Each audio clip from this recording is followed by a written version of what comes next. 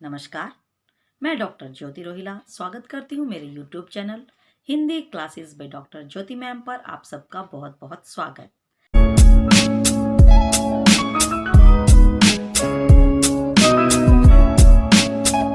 आज मैं आपके लिए लेकर आई हूँ कविता पाठ नंबर 18 जयगान की एनिमेटेड वीडियो और इसकी व्याख्या।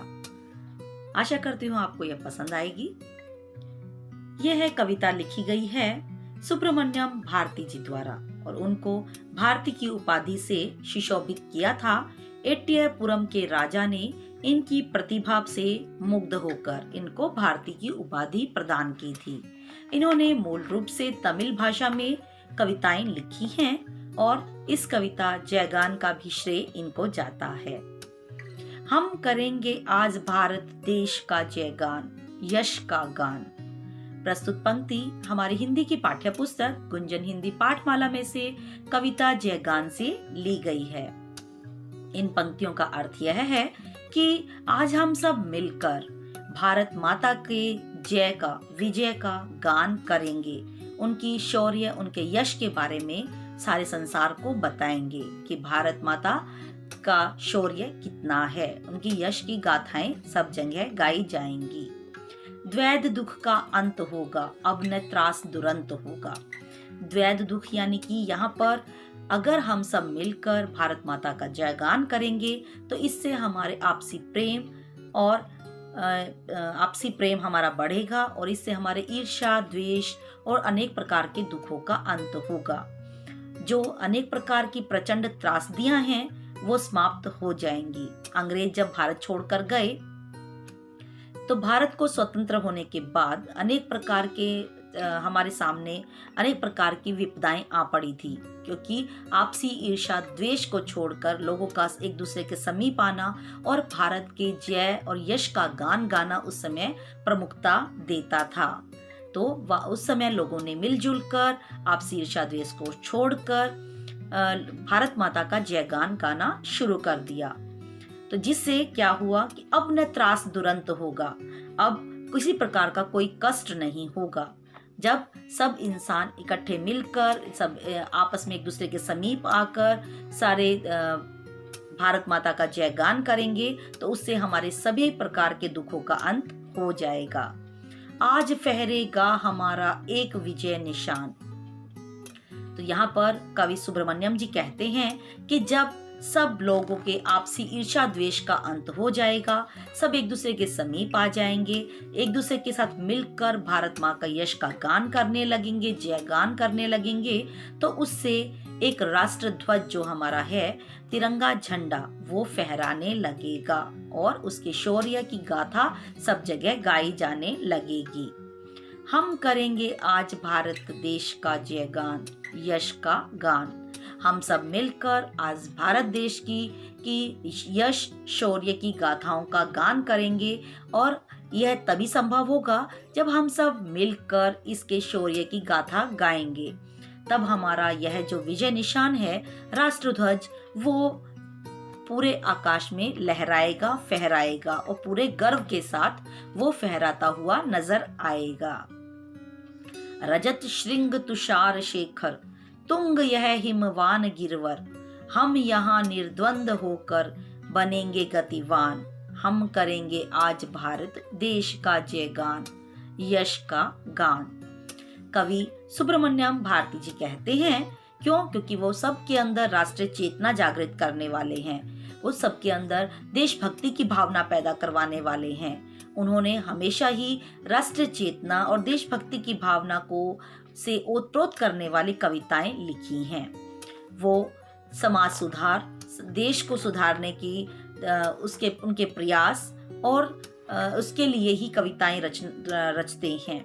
इन्होंने आगे कविता में लिखते हुए कहा है कि रजत श्रृंग तुषार शेखर, जो हमारा हिमालय है वो हमारा पहरेदार के समान भारत की रक्षा करता है। बर्फ से ढका हुआ है, उत्तर दिशा में वो विराजमान है और भारत की हमेशा एक पहरेदार के समान रक्षा करता है। यह हिमालय चांदी के समान चमकता है और क्योंकि यह बर्फ का घर है, तुषार शेखर यानी बर्फ का घर। यह हिमालय बर्फ का घर है और रजत श्रृंग यानी कि इसकी जो चोटियां हैं वो चांदी के समान चमकती रहती हैं। तो भारत देश की रक्षा करने वाला हिमालय उत्तर दिशा में विराजमान रहते हुए बर्फ से ढका रहता है, जिसके कारण विदेशी आक्रमणकारी हमारे ऊपर आक्रमण नहीं कर पाते। और यह जो इसकी जो चोटियां हैं वो बहुत उच्च हैं, तुंग यानी बहुत ऊंची हैं, बहुत ऊंचाई पर हैं, जिसके कारण पड़ोसी देशों के जो लोग हैं, विदेश जो दुश्मन हैं, वो यहाँ हमारे ऊपर आक्रमण करने में असमर्थ होते हैं। यह हिमवान गिरवर यह बर्फ से युक्त है और पहाड़ों का राजा कहलाता है। जो हिमालय पर्वत है वो पहाड़ों का राजा है, बर्फ से युक्त है और बर्फ की इसकी जो चोटियां हैं वो चांदी के समान चमकती रहती हैं। जैसे ही सूर्य की किरणें बर्फ के ऊपर पड़ती हैं तो चांदी के समान यह हमारा हिमालय पर्वत चमकने लगता है और यह बर्फ का घर दिखने लगता है। जैसे कि आपको चित्र में दिखाई दे रहा है, हिमालय यानी कि तुषार शेखर, इसे तुषार शेखर की संज्ञा दी गई है। इसे बर्फ का घर कहा गया है। इसकी ऊंची ऊंची चोटियां बर्फ से युक्त हैं। तुंग यानी ऊंची ऊंची चोटियां बहुत ऊंची हैं। रजत श्रृंग यानी चांदी के समान ये चमकती रहती हैं।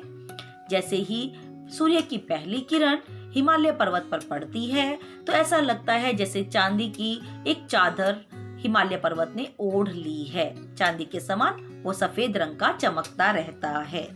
हम यहाँ निर्द्वंद होकर बनेंगे गतिवान।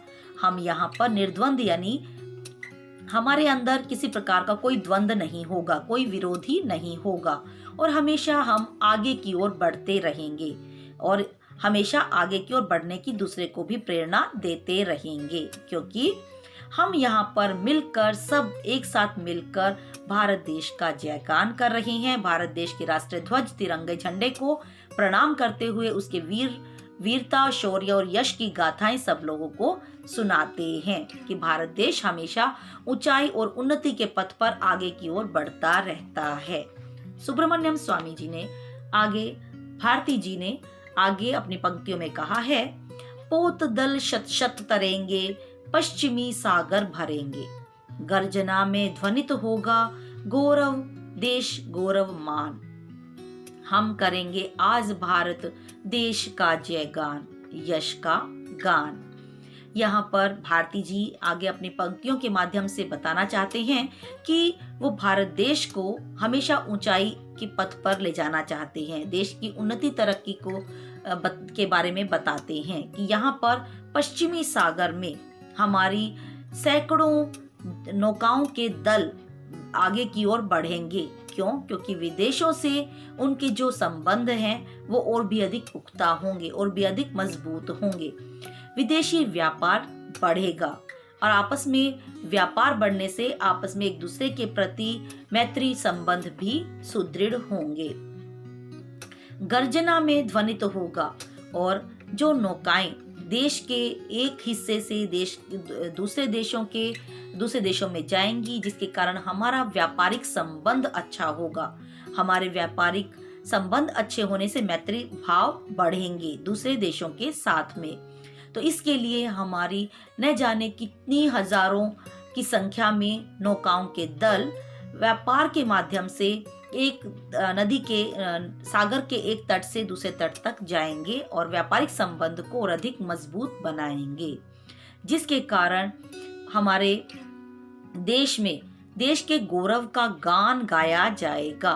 और जिस प्रकार से हमारा राष्ट्रीय ध्वज हमारी मान है, हमारा सम्मान प्रदर्शित करता है, हमारा गौरव की गाथा बतलाता है, उसी प्रकार से जो समुद्री व्यापार मार्ग से हमारा जो व्यापार विदेशों के साथ में होगा, उससे हमारे मैत्री संबंध और अच्छे होंगे और दूसरे देशों में भारत का भी सम्मान होगा और दूसरे देशों में भी भारत के गौरव को और अधिक सुदृढ़ बनाया जाएगा। बने विद्या भवन शोभन, देव मंदिर से सुपावन, हम करेंगे देश भारत ज्ञान वृद्ध महान। हम करेंगे आज भारत देश का जयगान, यश का गान। हम भारत देश में अपने ऐसे विद्या के मंदिर यानी ऐसे विद्यालय बनाएंगे, क्योंकि विद्यालय को विद्या का घर कहा जाता है। ऐसे बनाएंगे विद्यालयों को जो कि बहुत सुंदर होंगे, जो कि देव मंदिरों के समान, देवताओं के मंदिरों के समान ही पवित्र होंगे।